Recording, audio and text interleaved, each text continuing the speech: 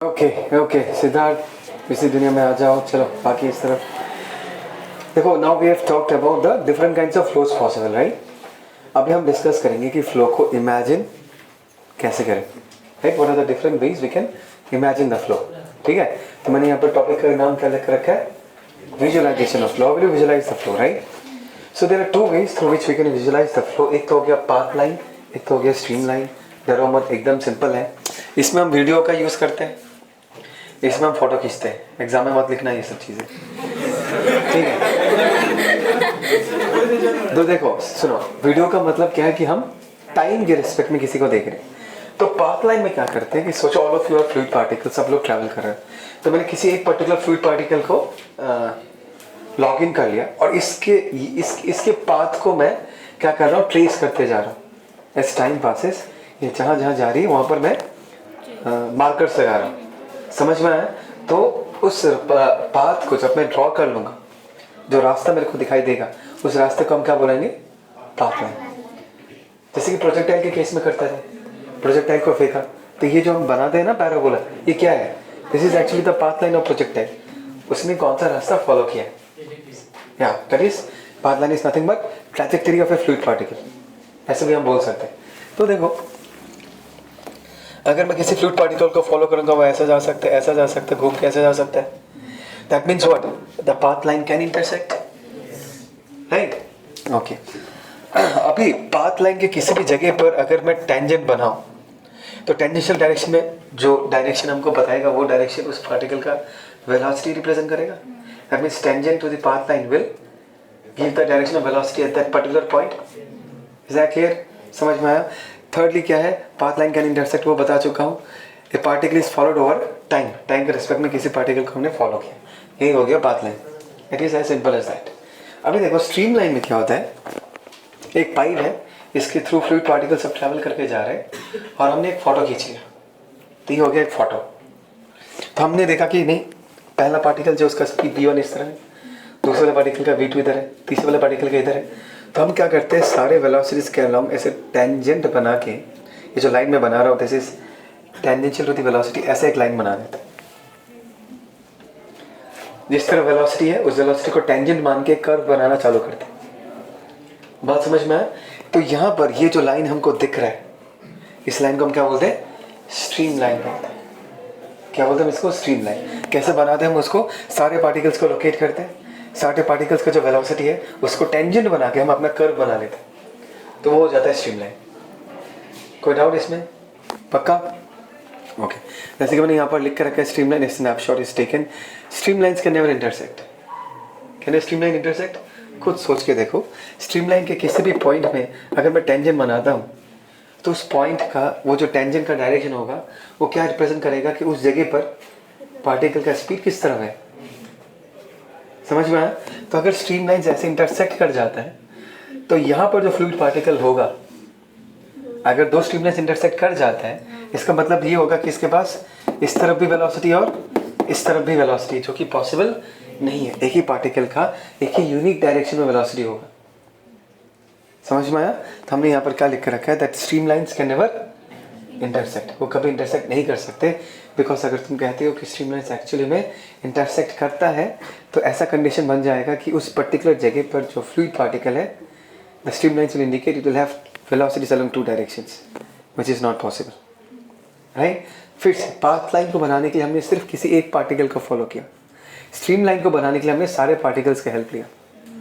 Path line को बनाने के लिए हमको वीडियो बनाना पड़ा उस पार्टिकल का, वो कहाँ कहाँ जा रहा था। लेकिन स्ट्रीम लाइन को बनाने के लिए हमको सिर्फ फोटो खींचना पड़ा, राइट। तब हर एक पार्टिकल का वेलोसिटी हमको दिख गया और उस वेलोसिटी को टेंजेंट बना के हमने कर्व बना लिया। वो जो लाइन बना वो क्या बोलेंगे हम, stream lines. Is that clear. तो ऐसे स्ट्रीम लाइन्स अगर हम बनाते जाएंगे तो दिखने में कुछ ऐसा होगा, कुछ ऐसा। एक group of stream lines will represent the flow. एक स्ट्रीम लाइन कभी भी फ्लो को रिप्रेजेंट नहीं करेगा। तो स्ट्रीम लाइन्स का जो ग्रुप है, 3-4 बनाया ना मैंने एक साथ, तो ये पूरा क्या करता है, फ्लो को रिप्रेजेंट करता है। Is that clear. Okay, now let's go back. Do you remember the concept of steady flow? What is steady flow? Very simple, उस फ्लूइड के हर जगह पर जो स्पीड है वो टाइम के साथ नहीं बदलता, उसका जो डायरेक्शन वो टाइम के साथ नहीं बदलता, उसका डेंसिटी टाइम के साथ नहीं बदलता, उसका प्रेशर टाइम के साथ बदलता नहीं है, ठीक है ना। तो देखो ये जो है मैंने स्ट्रीमलाइन का एक फोटो खींचा at time t1 for example. Next t2 time में और एक बार अगर मैं फोटो खींचूंगा और वो फ्लो स्टेडी है तो स्ट्रीमलाइन ऐसा ही बनेगा, बिकॉज t टाइम के बाद जब मैंने नया फोटो खींचा इस पार्टिकल का स्पीड v1 था, वो अभी v1 ही रहा, इस पार्टिकल का स्पीड v2 वो v2 ही रहा, इस पार्टिकल का स्पीड v3 ये v3 ही रहा। ये कब पॉसिबल है? Only when the flow is steady. So for a steady flow the streamlines will never change with time. कुछ फील आया मैंने क्या कहा? राइट ना, फिर से रिपीट करो पक्का। स्टेडी फ्लो याद करो। What is steady flow? Steady flow मैंने ये कहा था कि ये v1 as time passes v1 ही रहेगा, ये v2 as time passes v2 ही रहेगा, और ये जो v3 है टाइम के साथ v3 ही रहेगा, बदलेगा नहीं। जब हम स्ट्रीमलाइन बनाते हैं, नेक्स्ट जब हम स्ट्रीमलाइन बनाते हैं तो किसी मोमेंट का फोटो खींचते हैं। तो मैंने इस मोमेंट का फोटो खींचा और मैंने ठीक है वेलोसिटी v1 इधर है, v2 इधर है, v3 इधर है, इनको टेंजेंट मान के कर्व बना दिया ऐसे। तो ये हो गया, this is the picture of streamline at this moment of time. ठीक है, फिर से 10 सेकंड के बाद मैंने इस पाइप का और एक बार फोटो खींचा, 10 सेकंड के बाद फॉर एग्जाम्पल, एग्जैक्टली। तो 10 सेकंड के बाद फिर से मुझे इस पार्टिकल का वेलोसिटीज को लोकेट करना पड़ेगा, उन वेलोसिटीज को टेंजेंट मान के कर्व बनाना पड़ेगा। तो अगर ये फ्लो स्टेडी हुआ, मैंने क्या कहा, अगर ये फ्लो स्टेडी हुआ तो 10 सेकंड के बाद भी इस पार्टिकल का वेलोसिटी v1 ही रहेगा, डायरेक्शन भी यही रहेगा। बोलो भाई, इस पार्टिकल का स्पीड v2 इधर ही रहेगा, इस पार्टिकल का स्पीड v3 इधर ही रहेगा। अगर वेलोसिटीज ही नहीं बदला टाइम के साथ, उसे जो हम स्ट्रीमलाइन बनाते वो भी चेंज नहीं होगा। तो मैं यही कह रहा हूँ कि अगर स्टेडी फ्लो है तो स्ट्रीमलाइन टाइम के साथ चेंज नहीं होगा। समझ में आया? All the things are connected with each other. Unsteady flow में से क्या होगा? स्ट्रीमलाइन बदल जाएगा। अभी तुमने v1 इधर देखा, तुमने कुछ देर के बाद ये स्पीड ऐसा हो जाएगा, 10 सेकंड के बाद, तो स्ट्रीमलाइन का डायरेक्शन भी क्या हो जाएगा? चेंज हो जाएगा। Is that clear? फिर से स्ट्रीमलाइन एक फोटो है, पाथ लाइन एक वीडियो है। पाथ लाइन में हम सिंगल एक किसी पार्टिकल को फॉलो करते हैं और उसके ट्रैक को ड्रॉ करते हैं, वो पाथ लाइन। स्ट्रीमलाइन में क्या है? फोटो खींच लिया जिसमें मुझे सारे पार्टिकल्स दिखेंगे और सारे वेलोसिटीज को टेंजेंट बना के हम अपना कर्व बनाते हैं, वो स्ट्रीमलाइन है। अगर फ्लो स्टेडी हुआ तो किस अलग अलग जगह अलग अलग स्पीड तो होगा, करेक्ट, बट वो स्पीड का मैग्नीट्यूड, स्पीड का डायरेक्शन चेंज नहीं होगा। तो स्ट्रीमलाइन का जो पिक्चर, जो डायग्राम बनेगा वो टाइम के साथ चेंज नहीं होगा। अगर अनस्टेडी फ्लो है तो चेंज हो जाएगा। कोई डाउट? देखो मैंने यहाँ पर लिख के रखा है, for a steady flow streamline is not going to change with time. Okay fine. अच्छा yes, streamlines can never intersect. I have already told you about this, right? Okay, अभी नेक्स्ट हम ये स्ट्रीमलाइंस पढ़ा है, ये पाथ लाइन पढ़ा है, ये स्ट्रीमलाइन फ्लो है और ये turbulent flow. Now we are going to talk about the flow of the liquid. ठीक है? अच्छा, बिफोर आई एक्सप्लेन दिस, ये वाला एक्सप्लेन करने के पहले मैं तुमको एक रियल लाइफ एग्जांपल देना चाहूँगा। एक जगह इमेजिन करो जहाँ पर सब लोग ट्रैफिक रूल्स फॉलो करते हैं, जो लोग गाड़ी चलाते हैं। Japan, Singapore, China, they all follow very good traffic rules, right? और जस्ट इमेजिन करो एक रोड है जिसमें फुल पैक्ड गाड़ियाँ हैं, फुल पैक्ड कार्स। लेन्स होते हैं, फर्स्ट लेन, सेकेंड लेन, थर्ड लेन। इमेजिन हो रहा है मैं क्या कह रहा हूँ? सोचो ऐसा लेन है, ये पहला गाड़ी, ये दूसरा, ये तीसरा। सोचो दो लेन का रास्ता ऐसा है। Is that clear? अच्छा, और यहाँ पर हर कोई ट्रैफिक रूल फॉलो करता है, तो कोई लेन काट के दूसरे लेन में नहीं जाएगा। तो एक्चुअली देखो, अगर ऐसा मूवमेंट है तो ध्यान देना, ये वाला कार जो रास्ता फॉलो करेगा उसका प्रीसीडिंग कार वही रास्ता फॉलो करेगा, उसका प्रीसीडिंग कार वही रास्ता फॉलो करेगा। तो तुमको एक फ्लो जो दिखेगा ट्रैफिक का, ऐसा फ्लो को हम क्या बोलेंगे? Streamline flow. मतलब जो प्रीसीडिंग कार्स है वो आगे के कार्स को जो पाथ है उसको एग्जैक्टली क्या करता है? फॉलो करता है। लिक्विड में भी ऐसा होगा तो उसको हम क्या कहेंगे? Streamline flow. Every point of a steadily flowing liquid follows exactly the same path followed by the particles preceding it. बात समझ में है? अभी ये हमारे यहाँ से निकलने के साथ जो रास्ता है, हाँ, उसको इमेजिन करो। Is that clear? तो वहाँ का जो ट्रैफिक का फ्लो है वो कुछ ऐसा होगा, एक गाड़ी इधर जाएगा, एक गाड़ी टर्न कर लेगा, एक साइकिल आ जाएगा। Getting the point? मतलब और यहाँ रिक्शा भी है। सो बेसिकली क्या है कि कोई भी पार्टिकल किसी अपने प्रेडिसेसर का पाथ फॉलो नहीं करेगा अपने मर्जी से, राइट?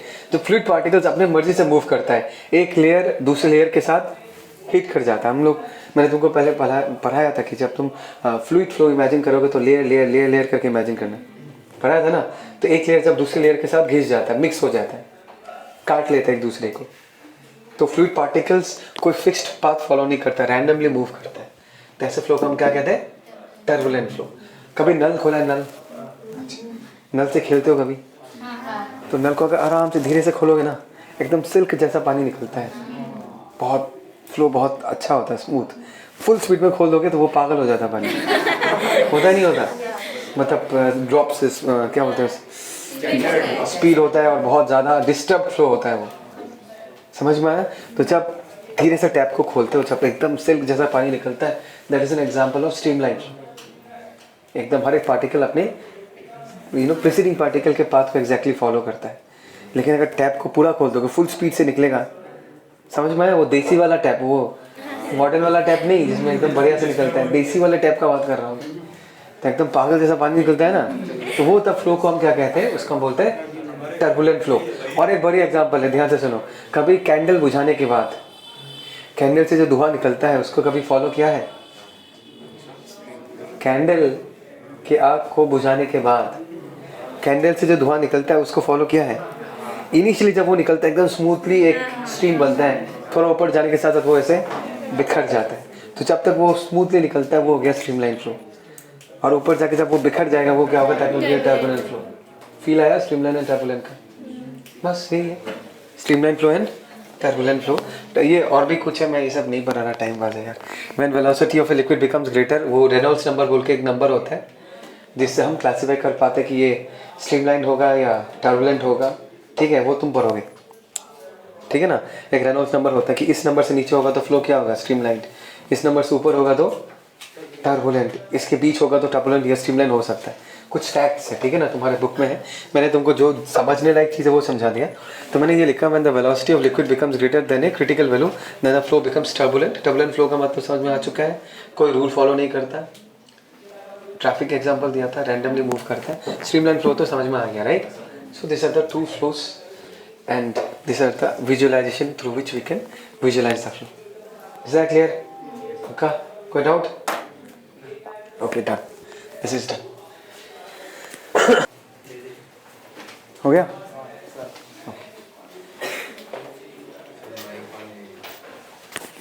Okay, fine. So अभी हम एक इक्वेशन पढ़ेंगे, that is called as equation of continuity. और तुमको आज पता चलेगा कि पाइप का मुंह दबाने से पानी का स्पीड क्यों बढ़ जाता है, right? Will prove this equation of continuity से प्रूव करेंगे। But before that I will make you ready for it. तो हम एक छोटा सा कंसेप्ट पढ़ेंगे, उसके बाद हम इक्वेशन ऑफ कंटिन्यूटी डिस्कस करेंगे, ठीक है? अच्छा, रेट ऑफ फ्लो का मतलब क्या है? बोलो तो अच्छे से समझो। तो रेट ऑफ फ्लो का मतलब क्या है? एक सेकेंड में इस पाइप से कितना पानी निकलता है। एग्जैक्टली, एक सेकेंड में इस पाइप से कितना पानी निकलता है। तो जस्ट इमेजिन करो कि यहाँ से एक सेकेंड में जो पानी निकलेगा, जो पानी का वॉल्यूम निकलेगा, it will be having the shape of a cylinder. एक सिलेंड्रिकल शेप ऑफ पानी निकलेगा, इमेजिन करो, विजुलाइज करो। तो एक सेकेंड में लेट अस से कि ऐसा शेप का एक पानी का सेक्शन निकलता है। और मैं ये कहूँगा कि अगर पानी का speed v metres in 1 second है, तो भाई v मीटर पर सेकेंड का मतलब क्या है? v metres in 1 second. तो सिलेंडर का जो लेंथ होगा वो v मीटर्स होगा। कि मैं एक सेकेंड का कहानी बता रहा हूँ, मैं कितने टाइम का कहानी बता रहा हूँ? I am telling you the story for 1 second. In 1 second the length of the liquid cylinder which is come out will have a length of what? v meters. Is that clear? And the cross section of the cylinder will have the same cross section as a cross section of the pipe. Is that clear? कौन है? Will be same as that of the cross section of the pipe. तो इसको हमने A मान लिया। तो इसका जो क्रॉस सेक्शन है ये भी क्या होगा, ये भी ए हो जाएगा। Is that clear? कोई डाउट? पक्का? Sure? Okay. So can I say this is the volume of liquid which has come out in 1 second, right? Okay, so can you tell me, okay चलो ये लिखता हूँ, volume of liquid rate of flow क्या होगा, divided by time taken for the liquid to come out, right? यही होगा formula. So what is the volume of liquid which is come out? ध्यान देना, that is cross sectional area into length of the cylinder. In this case it is A into V, and the time taken for this length to come out is what? 1 second. तो ये क्या हो जाएगा, A into V. So this is the expression for rate of flow of liquid, product of cross sectional area into velocity. और ये बोलना नहीं, बहुत यूज होगा। रेट ऑफ फ्लो, पहले तो ये समझना, रेट ऑफ फ्लो का मतलब क्या है कि भाई 1 सेकंड में कितना पानी पाइप से निकलता है, and that is equal to what, area into velocity. बात समझ में आया? पक्का? Okay, now we are ready to understand the concept of equation of continuity. ठीक है? और equation of continuity जो है वो basically based है on the concept of conservation of mass. देखो मत, conservation of mass मतलब सोचो ये पाइप है, यहाँ से लिक्विड अंदर घुस रहा है और यहाँ से लिक्विड बाहर जा रहा है। इट इज़ वेरी ऑब्वियस कि जितना मास ऑफ लिक्विड अंदर घुसेगा उतना ही मास ऑफ लिक्विड बाहर जाएगा। नहीं है समझ में? ऐसा हो सकता है कि अंदर 10 लीटर पानी आया और निकला सिर्फ 1 लीटर, बाकी 9 लीटर क्या पाइप के अंदर घूम रहे क्या? नहीं, ऐसा नहीं हो सकता ना, जितना पानी घुसेगा उतना पानी बाहर निकलेगा। Is that clear? बात समझ में आया, राइट? तो मैं फिर से रिपीट करता हूँ, कंजर्वेशन ऑफ मास ये कहते हैं कि अगर मैं कोई क्रॉस सेक्शन इमेजिन करता हूँ, या ये पाइप भी इमेजिन कर सकता हूँ, चलो क्रॉस सेक्शन इमेजिन करता हूँ, तो क्रॉस सेक्शन के थ्रू जितना पानी इनपुट आएगा उस क्रॉस सेक्शन को उतना ही पानी लीव भी करेगा, right? The amount of liquid entering a cross section is same as the amount of liquid leaving a cross section. या क्रॉस सेक्शन के टर्म्स में अगर बोलना ना चाहो, पाइप के टर्म्स में कहानी बताना चाहोगे, तो 2 अलग अलग क्रॉस सेक्शन है, तो बोलोगे भाई पाइप के अंदर जितना पानी आया उतने टाइम में उतना ही पानी बाहर निकलेगा। सोचो 1 सेकंड में अगर 10 लीटर इधर से पानी अंदर घुसा है तो उसी 1 सेकंड में यहाँ से 10 लीटर क्या होगा, पानी बाहर जाएगा। बात समझ में आ रहा है मैं क्या कह रहा हूँ? ओके फाइन, बस इसी से ही हम अपना इक्वेशन ऑफ कंटिन्यूटी डिराइव करेंगे। Is that clear? अच्छा, तो can you tell me 1 second में कितना पानी इसके अंदर घुसा है? This is the volume of liquid getting in, यही तो है 1 सेकंड में। So mass getting in is volume कितना होगा, चलो that is A1 into V1। To agree with this, multiplied by density हमने क्या लिख दिया, ρ1। बात को समझो, इज दैट क्लियर? कि 1 सेकंड में इसके थ्रू कितना वॉल्यूम ऑफ लिक्विड अंदर घुसता, that is A1 into V1, और उसके साथ मास कितना घुसता होगा, रो A1 into V1। Is that clear? Similarly इस क्रॉस सेक्शन के थ्रू उसी 1 सेकंड में कितना लिक्विड बाहर चला जाता है, the amount of liquid going out is what, volume of liquid going out is what, A2 into V2। और इस जगह की डेंसिटी को अगर मैं ρ2 मानता हूँ तो ऐसा हो जाएगा। बात समझ में आया? Is that clear? और हमारे इस लेवल पे हम ये मानते हैं कि लिक्विड जो है वो इनकम्प्रेसिबल है। हमारे इस डिस्कशन में, हायर स्टडीज में हम लिक्विड के कंप्रेशन को कंसिडर करेंगे, बट 11th फिजिक्स में हम लिक्विड को क्या मानेंगे, इनकम्प्रेसिबल। अगर लिक्विड को तुम कंप्रेस नहीं कर पा रहे उसका डेंसिटी चेंज नहीं होगा। बात समझ में आया? तो ये तो हो गया parent equation. Is that clear? और इसमें हमने कंडीशन क्या लगाया, हमने ये कंडीशन लगाया कि भाई देखो हम अभी जो लिक्विड को लेके स्टडी कर रहे हैं उसको मानेंगे कि हम उसको कंप्रेस नहीं कर सकते, दबा नहीं सकते, उसका वॉल्यूम छोटा नहीं कर सकते, तो उसका डेंसिटी चेंज नहीं होगा, which means if the liquid is incompressible तो ρ1 का वैल्यू बराबर क्या हो जाएगा, ρ2 हो जाएगा। और अगर मैं इसी कंडीशन को इस पैरेंट एक्सप्रेशन में पुट कर देता हूँ तो मुझे क्या मिलेगा कि A1 into V1 is equal to A2 into V2। Do you agree with this? That means volume getting in is equal to what? Volume getting out। क्योंकि हमने यहाँ पर क्या बोला था, mass getting in is equal to mass getting out। अभी अगर density same है तो volume getting in is equal to what? Volume getting out। Is that clear? Which means I can write that A into V will be a constant। यहाँ पर A1 V1 बराबर यहाँ का A2 V2 बराबर यहाँ का A3 V3, ऐसा करते जा सकता हूँ। तो can I say in this case if the liquid is incompressible then the product of area and velocity will be a constant. This is the rate of flow. किसी भी क्रॉस सेक्शन के through per second same amount of liquid क्या करेगा, cross करेगा. तो एवी का product हमेशा क्या रहेगा, सेम. वो समझ में आया मैंने क्या कहा. एवी क्या है, रेट ऑफ फ्लो. मीन्स एक क्रॉस सेक्शन इमेजिन किया, इसके थ्रू कितना पानी फ्लो कर रहा है. तुमको और एक क्रॉस सेक्शन देख लिया तुमने पाइप में, तो उसके थ्रू भी पहले क्रॉस सेक्शन के थ्रू जितना 2 लीटर अगर पानी जा रहा है, सेकंड वाले क्रॉस सेक्शन के थ्रू 2 लीटर ही जाएगा, थर्ड वाले क्रॉस सेक्शन के थ्रू 2 लीटर ही जाएगा. तो यही है AV constant, 2 litre per second, that is AV, rate of flow of liquid without. पक्का. तो क्या मैं यहाँ से कह सकता हूँ कि velocity is inversely proportional to area. मतलब अगर क्रॉस सेक्शन एरिया छोटा होता है तो वहाँ का वेलोसिटी ज़्यादा होता है, to keep the volume of liquid constant. That is the reason. जब हम अपने गार्डनिंग पाइप के मुंह को दबा देते तो एरिया क्या हो जाता है, कम हो जाता है. एरिया कम हो जाएगा, so what will happen to the speed, the velocity, it will increase. That is the reason उसका रेंज बढ़ जाता है. समझ में आया? Hence proved. और इसी इक्वेशन को हम क्या बोलते हैं, equation of continuity. And that is nothing but conservation of mass. Pipe के अंदर जितना पानी आएगा, जितना लिक्विड आएगा, उतना ही लिक्विड बाहर जाएगा. पाइप के अंदर पानी जमा नहीं हो सकता. ऐसा नहीं हो सकता कि 10 लीटर आया, 2 लीटर निकला और बाकी का 8 लीटर पाइप के अंदर ही घर बसा लिया. ऐसा नहीं हो सकता. 10 लीटर आएगा तो 10 लीटर बाहर भी जाएगा. Is that clear? पक्का क्लियर?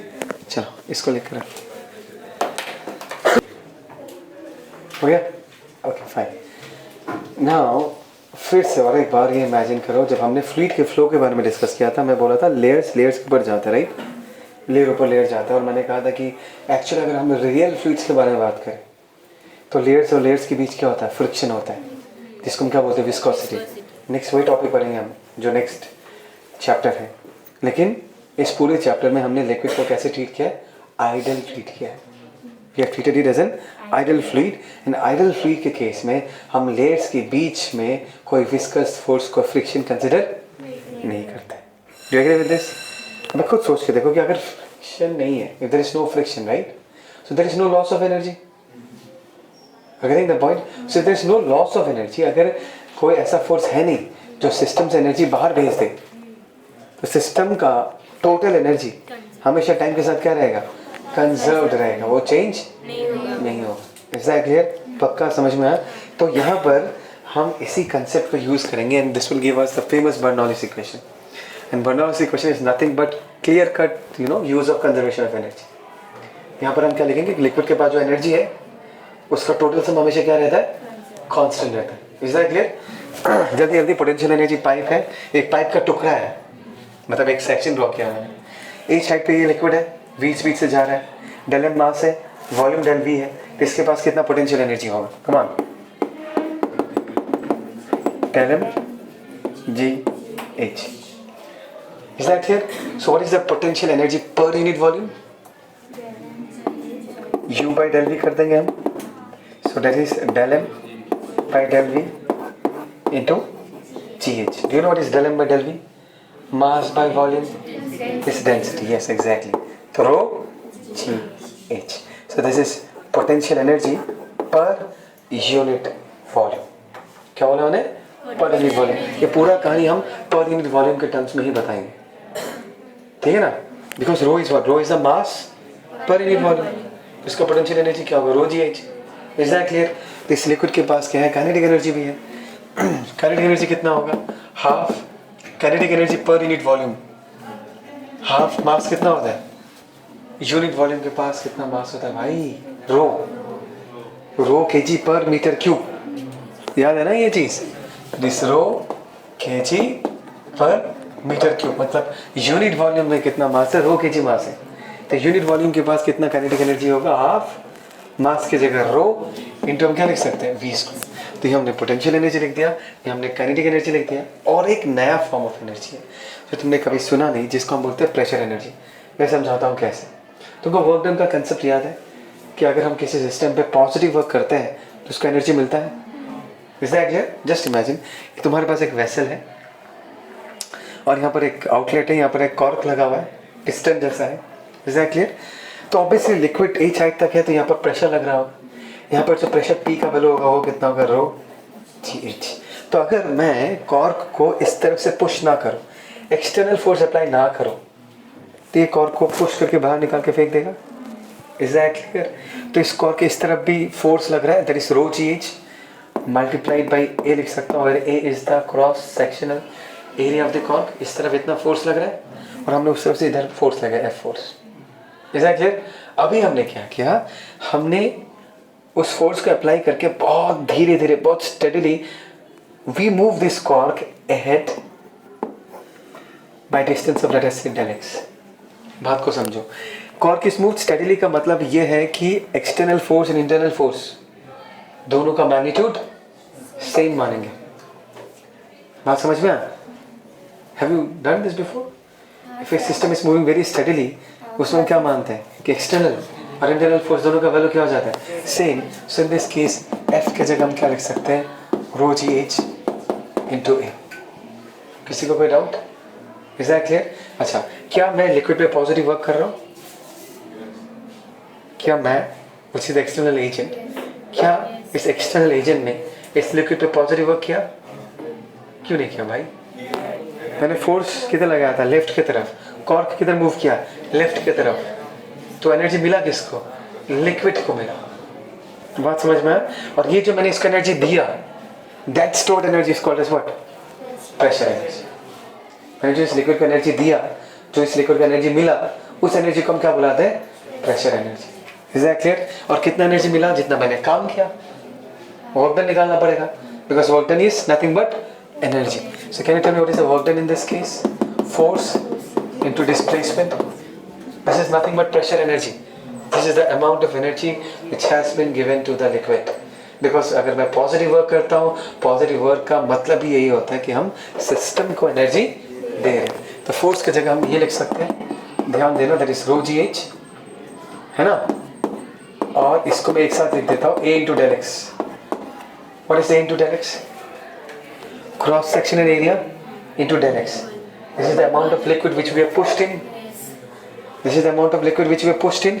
तो इसको मैं del V लिख सकता हूँ. And this is work done is nothing but energy, nothing but pressure energy.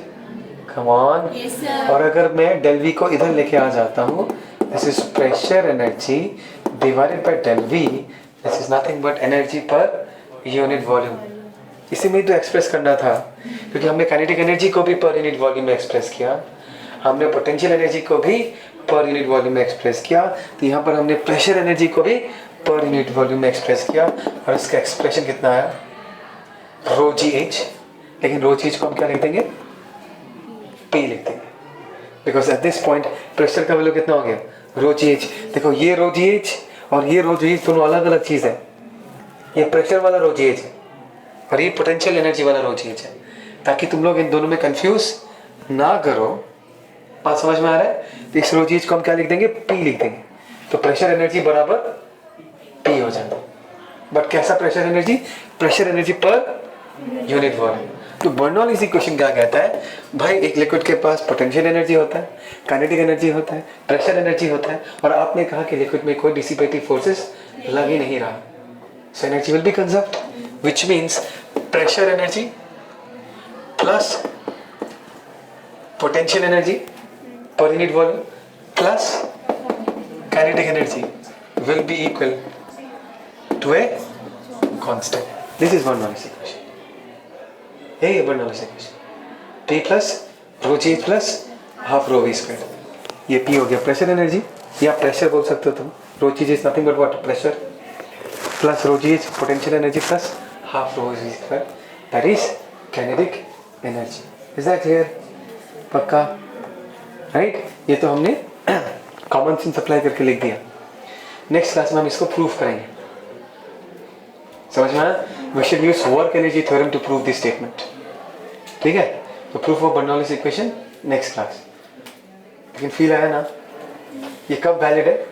Only if the fluid is ideal, and when I say ideal I means there is no घिसने वाला forces along the surfaces, the liquid is what, incompressible, liquid को compress नहीं कर सकते।